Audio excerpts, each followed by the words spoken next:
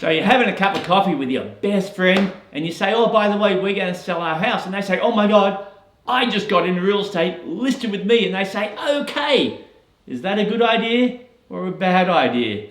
We're going to talk about that. So to clarify, I'm not talking about a friend or an acquaintance. I'm talking about a good friend that's selling residential real estate and now they want to list your house because they're your good friend. Not because they're the best person for the job per se, but because they're your good friend. That's what we're going to break down.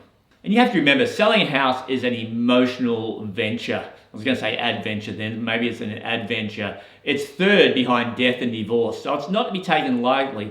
It's highly charged, and the way you would be as a seller doing this process and the way your friend would be, your good friend as a real estate agent for you during this process, completely changes. Your personalities will be different, the stress level is really high. Even if everything goes well, the stress level's high, and that's what will lead to a loss of that friendship 9 times out of 10.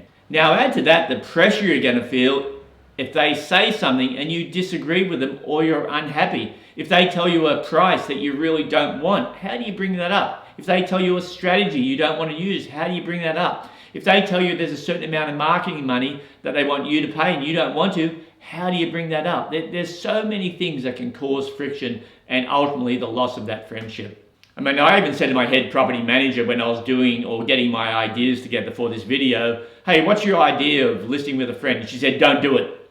Never mix business with pleasure. And that's an old adage, I know, but it's there for a reason and it's held up for decades, if not centuries, for a reason. So here are some points. Number 1, do you get a discount on the commission?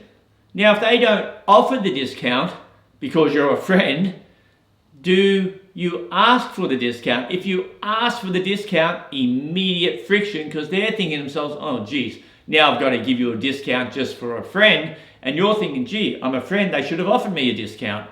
No winners in that situation. Number 2, are they experienced enough to deal with buyers in this market and have the ability to negotiate? Now, maybe they've been in the marketplace 10 or 15 years and they do, but maybe they're brand new in real estate and they don't. That will cost you tens, if not hundreds of thousands of dollars at the end of the day.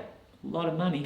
Number 3, are they accessible all the time? And this will cause friction because if they are accessible, that will cause friction because then you'll be calling them after hours on weekends, on Sundays and on holidays. If they're not accessible after hours on weekends, holidays, etc., that's going to cause friction too. So, you know, with a normal agent that you list with, you can call them at 6 o'clock on a Sunday evening and you don't care if you're disturbing their dinner, you want answers. You do that with your best friend, there's going to be friction, guarantee it. Number 4, are they full-time or is this just a hobby because we're in a buoyant market at the moment? If they're full-time, that's pretty positive. But if they've just got in the business or it's a part-time thing because now you've met them at the school, your kids are in the same soccer team and they just got into real estate because everyone's making a lot of money, friction.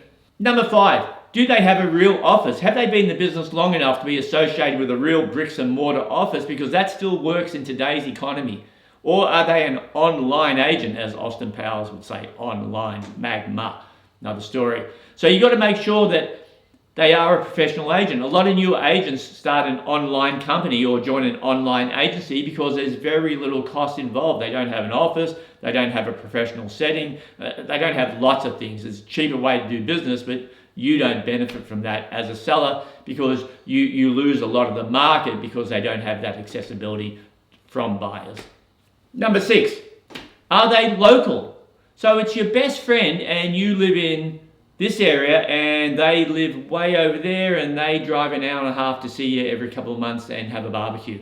And they want to now list your house because they say, oh, it's all online, I can list it online. But that doesn't work when a buyer calls on Saturday at 2 o'clock and says, I'm driving by the house, can I see it in an hour? They're going to go, well, it's going to take me an hour and a half to get there. So again, an easy way out of this is just to say, you know what, you're not local. I'm going to list with a local agent. And I'm going to give you a few tips next on how to get out of this situation.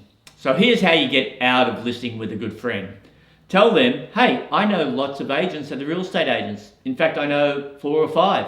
And I can't just pick one because then I'll offend all the others. So I'm going to pick an agent that is not within that friend group that's neutral. And that way I don't offend anyone. It might not be what you want to hear, but if I list with you, I've got 4 unhappy friends. So that's the easiest way to get out of listing with a friend, short of telling them the actual truth, which is, I don't want to ruin our friendship because when I sell a house, I'm not a nice person. I'm going to be an aggressive seller or whatever, and that will ruin our friendship. They might say, oh, no, it won't. To say, look, you say that, but I'm not willing to take that risk. Now, if that person then stops being your friend, were they your friend in the first place? That would be the first question I would ask there.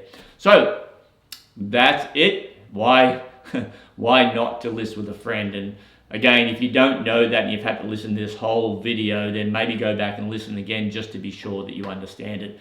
So that's it. So if you're buying a house, give me a call. Happy to help. If you're selling a house, call us. We'll tell you about our 11-phase system to get your property sold even before the general public gets to see it. And if you're a landlord and you want your property managed, call us and we'll tell you about our rental guarantees. That's it for this week. See you all next week.